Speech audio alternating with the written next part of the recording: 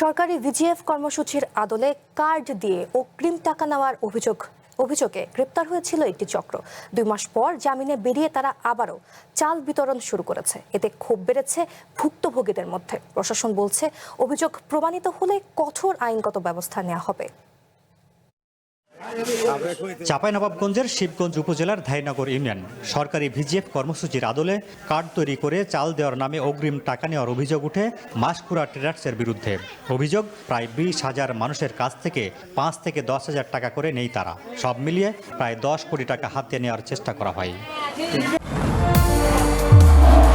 নির্মাণে number 1 Shah cement.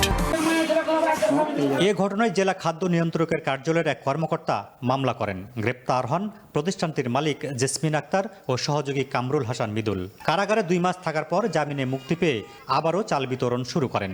বাণিজ্যিক হিসাবে তারা এটাকে গ্রহণ করেছে। আমি তার ফেডারেশন ক্যান্সেল করি। তাতে যদি এটা বৈধ হয় তাহলে তারা সেটা করতে পারে, আর যদি বৈধ না হয় আমার এলাকার মানুষ এখন যারা সুবিধা ভোগী যারা আছে তাদের তারা যেন প্রতারিত না হয় এই প্রতারক চক্রের হাতে। এদিকে নিজেদের জমানো টাকা ফেরতের আশায় এখনো ঘুরছেন ভুক্তভোগীরা। জেলা প্রশাসকের কার্যালয়ের সামনে মানববন্ধনও করেছেন তারা। তাদের অভিযোগ, চালের আশ্বাসে হারানো অর্থ ফেরত চান তারা। ওরা প্রথম চাল দিয়ে এখন 55,000 টাকা দিলে 3,55,000 টাকার বাড়ি বানিয়ে দেব। লোভনীয় প্রলোভনে দেখে আজকে তারা কোটি কোটি টাকা লুটপাট করে তারা আমাদেরকে বিপদে ফেলে। টাকাটাই ফেরত পাই, চালের আর দরকার নাই। আমরা যারা ভুক্তভোগী আমাদের ন্যায্য টাকা আমাদের ফিরিয়ে দেওয়া হোক। অন্যদিকে 2 মাস পর চাল পেয়ে অনেক গ্রাহক আবার এই কার্যক্রম চালু রাখার দাবি জানিয়েছেন। তাদের ভাষ্য, অন্তত এখন চাল পাওয়া যাচ্ছে। এর আগে একবারই পেয়েছি, বন্ধ যতদিন না যায় ততদিন পাইনি আপনার, এই জন্য আর এখন আজ 5 তারিখ থেকে পাইছি।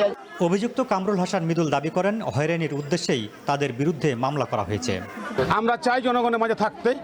বিগত দিনে যে অঘটনগুলো ঘটেছে এগুলো শুধু চেয়ারম্যানের কারণে ঘটেছে। সাধারণ পাবলিকের আমার গ্রাহক প্রায় 17,000 প্লাস। এই 17,000 গ্রাহকের কোনো অভিযোগ নাই। তবে উপজেলা প্রশাসন বলছে, সরকারি কর্মসূচির নামে অগ্রিম অর্থ নেওয়ার কোনো সুযোগ নেই। আদালতের নির্দেশনা অমান্য করা হলে দ্রুত ব্যবস্থা নেওয়া হবে। যেহেতু তাদের বিরুদ্ধে মামলা হয়েছিল, মামলায় তারা জেলেও ছিলেন এবং আবার জামিনও পেয়েছেন। আমরা চেষ্টা করেছি তাদের সাথে কথা বলার, জানানোর, এবং এই মামলা চলাকালীন সময়ে এগুলো যে করা যাবে না এই বিষয়টা আমরা তাদেরকে বলেছি। সরকারি কর্মসূচির আদলে পরিচালিত এমন কার্যক্রম বন্ধে দ্রুত আইনগত ব্যবস্থা চান স্থানীয়রা। একই সঙ্গে জমা দেওয়া অর্থ দ্রুত ফেরতের অপেক্ষায় রয়েছেন হাজারো ভুক্তভোগী। Tarique Rahman, One News, Chapainawabganj.